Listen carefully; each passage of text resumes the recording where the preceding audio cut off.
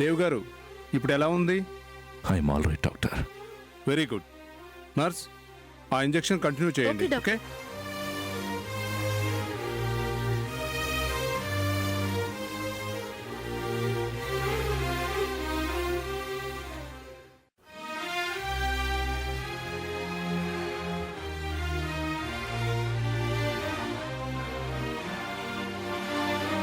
నేనమ్మా, నువ్వు నా కోసం. Nurse, yes madam. ఇప్పుడు ఈ టాబ్లెట్స్ వేయచ్చా? ఇవ్వండి.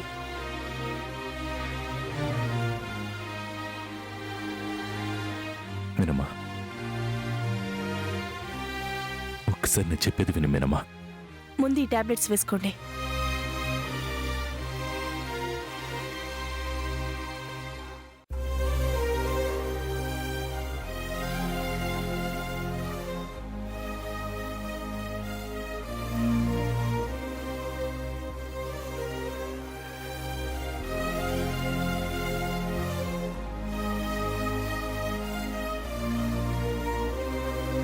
మీనమ్మా, నర్స్, చెప్పండి మేడం.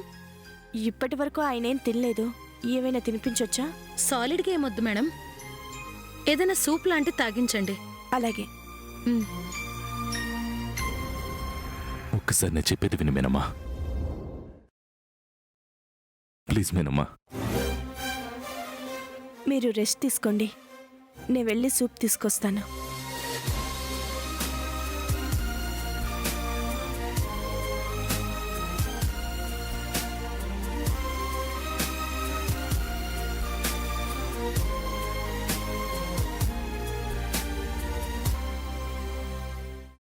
అమ్మా, అలాంటి వాళ్ళది నిజమైన ప్రేమ కాదు, అది వ్యామోహం.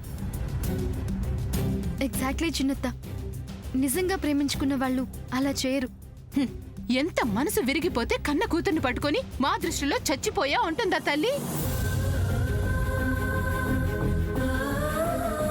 అది సరే అమ్మా, తన కూతురుతో తన మాట అనేటప్పుడు ఆమె మాటల్లో వ్యథ, కళ్ళల్లో బాధ గమనించావమ్మా? పెద్దబాబుకు బర్త్డే విషెస్ చెప్పు కూడా వెళ్ళాం కదా. ఊరికే ఎలా కాలిపోతుంది? మంట పెడితేనో పడితేనో తగలబడుతుంది.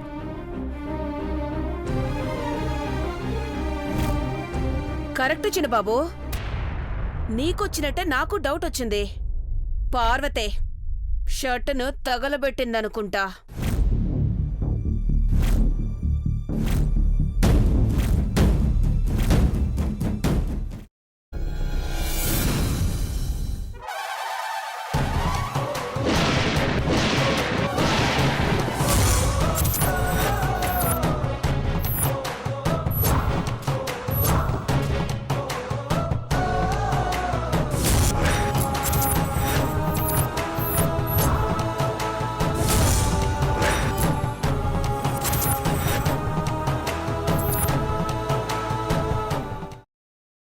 తర్వాత పొట్టు తీసేసి చాప్ చేసి పక్కన పెట్టుకోవాలి.